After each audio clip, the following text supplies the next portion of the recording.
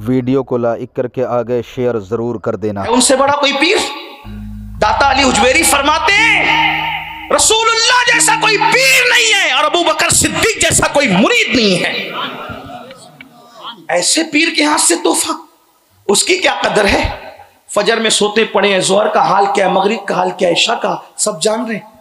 यह भी गुनाह कबीरा है। इसका मतलब यह है अगर नमाज का दामन हाथ में नहीं, जन्नत भूल जाएं आप, बड़ी माजरत के साथ जुमले सख्त लगे माफ करना, जन्नत भूल जाएं, इसलिए कि नमाज छोड़कर ईमान पे खात्मा होने के लाले हैं।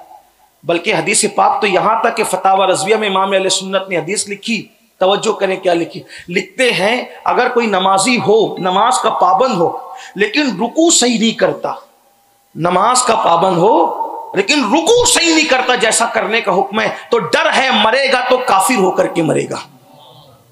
जो अजान सुनकर अजान का जवाब नहीं देता, दुनिया की बात में मसरूफ रहता है, डर है मरेगा तो काफिर होके मरेगा। अरे नादान जो अजान का जवाब न दे, जो रुकू सही ना करे, उसके कुफ्र पर खात्मे का अंदेशा है। तो जो लोग सिरे से नमाज पढ़ते ही नहीं, उनका ईमान पे खात्मा कैसे होगा? जरा इस पर भी तो गौर किया जाए। ये नहीं कहता कि हर बेनमाजी काफिर होके मरता, ये नहीं कह रहा हूं, मफहूम मुखालिफ ना मुराद लिया जाए, लेकिन इतना जरूर याद रखना जिनके हाथों में नमाज का दामन नहीं है, डर है कि मरेगा तो कुफ्र पे मरेगा, खौफ है कि मरेगा तो कुफ्र पे मरेगा, इसलिए अपने हाल पे रहम करो। फिर फरमाया कबीरा गुनाहों में यह भी है झूठ। आज झूठ भी कसरत से बोला जाता है, बल्कि मेरे आका अलैहि सलाम तो टेक लगा के बैठे बैठे जब ये बात कर रहे थे, लेकिन जब झूठ की बात आई तो हुजूर ने टेक छोड़ दिया और टेक छोड़ के फरमाया कि झूठ भी गुनाह कबीरा है।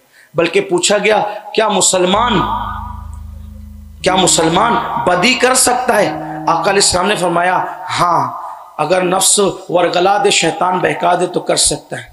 क्या मुसलमान फला गुना कर सकता है? कहा हाँ वो भी कर सकता है। फिर पूछा क्या मुसलमान झूठ बोल सकता है? अल्लाह के रसूल ने फरमाया नहीं, मुसलमान झूठ नहीं बोल सकता, क्योंकि जो झूठ बोलता है ये मुनाफिक की सिफत है, मुनाफिक की। आज तो झूठ को कोई गुनाह भी नहीं समझते, बल्कि हैरत तो इस बात पर है माँ बाप बच्चों को सिखाते हैं झूठ बोलना। कोई बाहर खड़ा है, फला है घर में, कहा कह दो नहीं है, कहा कह दो नहीं है। मैं कहता हूं अपने बच्चों को झूठा हम बना रहे हैं, और कल यही बच्चा जब पलट करके हमें झूठ बोल के अपना फन दिखाता है, बोलता बड़ा झूठा है, बाप की फरमाबरदारी नहीं करता, झूठा किसने बनाया? और आपसे पूछता हूं मखलूक की खुशी के लिए खालिक को नाराज करते हो? अगर आप कह दो कि नहीं मिलना चाहते, वो आपका बिगाड़ क्या लेगा? घर में बैठे अभी निकले नहीं है, पहुंचने का टाइम था, कहां पहुंचे? कहां निकल गया, बस रास्ते में हूं, हालांकि बैठा है घर में। अगर बोल दो कि घर में बैठा हूं, लेट हो गया यार नहीं निकल सकता, उसमें कौन सी गर्दन उतार लेनी? मखलूक को खुश करने के लिए खालिक को नाराज न करो। बल्कि आज जो बच्चे बिगड़ रहे ना, बच्चे माँ बाप की वजह से बिगड़ रहे। घर के अंदर का माहौल इतना गंदा कर रखा है कि हमारे बच्चों को गुनाह के लिए कहीं ट्रेनिंग लेने जाने की जरूरत नहीं है, वो माँ बाप ही से सारी गंदगी सीखते हैं। आजकल बड़ा मसला चल रहा है, बेटियां भाग रही हैं, बेटियां भाग रही। मैंने कहा किसने ट्रेनिंग दी बेटियों को भगाने की? कोई आया था? नेकियों की तरबियत देने के लिए तो उलमा मुबल्लिगीन आते हैं, गुनाहों की तरबियत देने कौन आता है? ये सब घर का माहौल है। आज कहते हैं बेटियां भाग रही, जिम्मेदार कौन है? माँ बाप। जब माँ अपनी बेटी को अपने बाजू में लेकर के सीरियल देखेगी और हीरो हीरोइन के भागने के मनाजिर मां दिखाएगी, तो बेटी ने करना क्या है?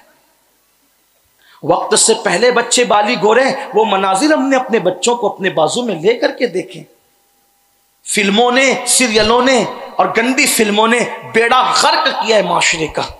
कल तक के बच्चियां शादी होने तक जो चीजें नहीं जानती थी, आज के हमारे बच्चे वो सारी चीजों को अबूर कर गए। अल्लाह माशाअल्लाह, ये सूरत हाल है। और अब तो इतनी भयानक सूरत है कि बच्चियां कोई गुर्बत का बहाना लेकर, कोई शादी न होने का बहाना लेकर, कोई जेवर और कोई मोबाइल और कोई पता नहीं क्या क्या चीजों का बहाना लेकर, अब तो मुसलमान अब किसी दूसरे के हाथ में भी हाथ दे करके बाज बच्चियां जा रही हैं। हालांकि लोग प्रोपेगेंडा ज्यादा कर रहे हैं कि जा रही जा रही हैं। मैंने कहा हमें भी तो फेरिस्त दिखाओ कितनी गई। चंद गई, लेकिन आपने राई को पर्वत बनाया, राई को पहाड़ बनाया। याद रखना, अब भी पूरी दुनिया में सबसे ज्यादा बागैरत अगर किसी की बेटियां हैं तो मुसलमानों की बेटियां हैं, बाहया किसी की बेटियां हैं तो मुसलमानों की बेटियां हैं। लेकिन बहरहाल हादसात चंद तो हुए हैं कि मुसलमानों की बेटियों ने किसी और का बेगैरत का हाथ पकड़ा।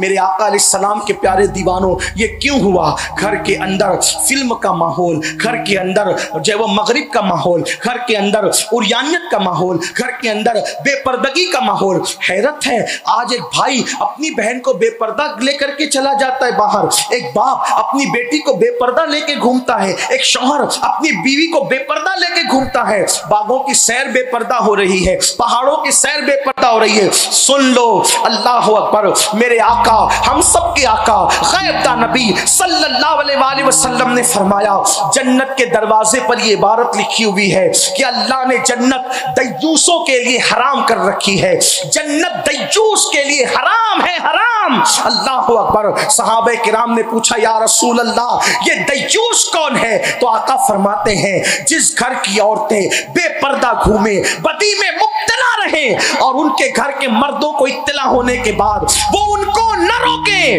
वो मर्द दय्यूस है, दय्यूस। ना अल्लाह उनकी नमाजें कबूल करता है, ना उनकी दुआएं कबूल करता है। आपसे पूछता हूं, जब मोटे लिबास की बात हो तो आप कहते हैं ये मौलवी लोग तो दकियानुसी सोच के लोग हैं, अभी लोग मोटे लिबास कैसे पहनेंगे? पर्दे की बात हो तो लोग कहते हैं मौलवी लोग क्या पर्दे की बात करते हैं, मुंह पे पर्दा रखने से दम घुटता है। मैं कहता हूं, कुदरत ने 3 साल तक ताना देने वालों को बता दिया, दम घुटता है। मास्क पहनते नहीं थे, मुंह छुपा के घूमते नहीं थे, तब दम नहीं घुटता था। तो लोग कहते नहीं मौलाना, बीमारी से बचने के लिए मुंह छुपा लिया। हम कहते हैं नादान, जब बीमारी से बचने के लिए मुंह छुपाया जा सकता है तो अल्लाह के अज़ाब से बचने के लिए बेटियों को पर्दे में क्यों नहीं रखा जा सकता? कुजा ये बीमारी और कहा वो अल्लाह का दर्दनाक अज़ाब। इसलिए याद रखना, हमने अपनी बेटियों को आवारा खुद किया है। हमने सैयदा फातिमा ज़हरा, उम्मुल मोमिनीन खदीजतुल कुबरा, हजरत उम्मुल मोमिनीन आयशा सिद्दीका, इनकी जिंदगी बच्चियों को बताई नहीं, हमारी बच्चियां जानती नहीं है। अल्लाह अकबर। अगर कोई खातून ये कहकर कि गुर्बत की वजह से मैंने किसी का हाथ पकड़ लिया, तो मैं आपको बताना ये चाहता हूं, ऐ मेरे आका सल्लल्लाहु अलैहि वसल्लम के दीवानों, अल्लाह अकबर।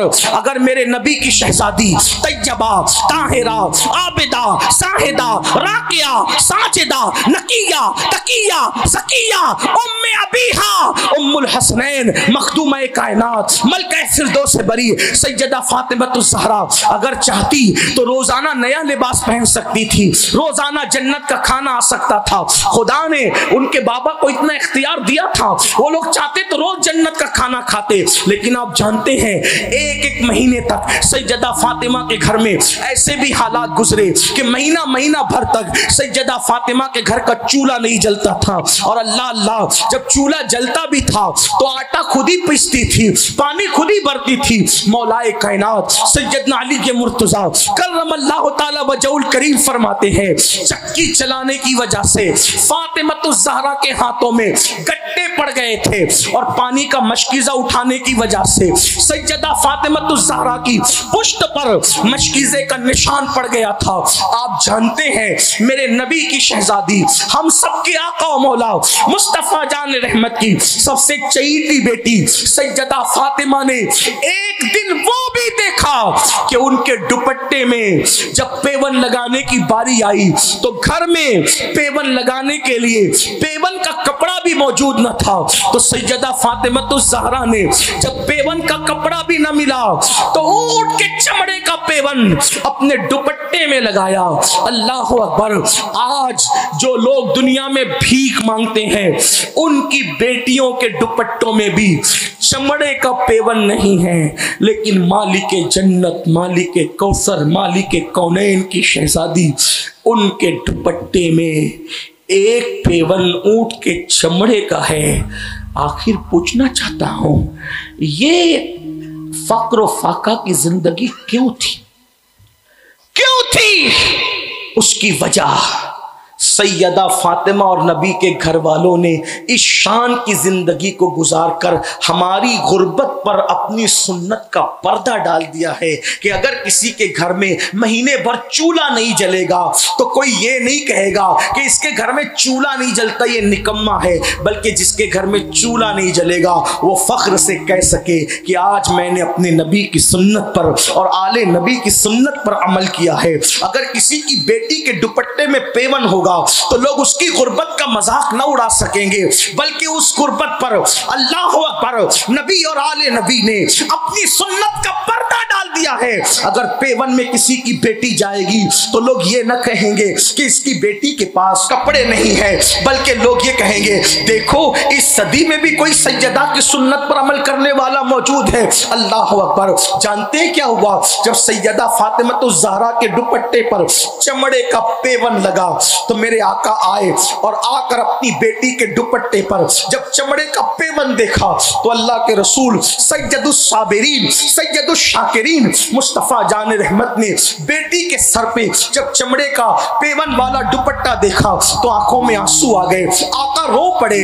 अल्लाह अल्लाह, माँ मेरे आका रोए तो मौलाए कायनात भी रो पड़े, सैयदा फातिमा भी रो पड़ी। उस वक्त मेरे आका ने अपनी बेटी को ये कह के तसल्ली दी, ऐ फातिमा रो ना, रोने की जरूरत नहीं मेरी बेटी।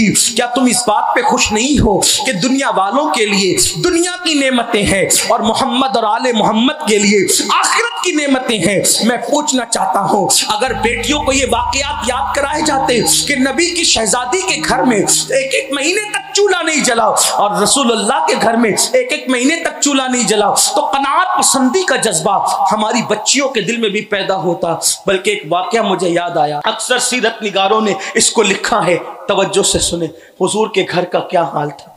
आज तो मोबाइल की लालच पे कोई भी बेटी को ले जाए साथ में, जेवर की लालच पे कोई भी ले जाए बेटी को साथ में। इतनी आवारगी, नफ्स की प्यास और ख्वाहिशात इतनी बढ़ा ली गई है कि जिसकी कोई हद नहीं।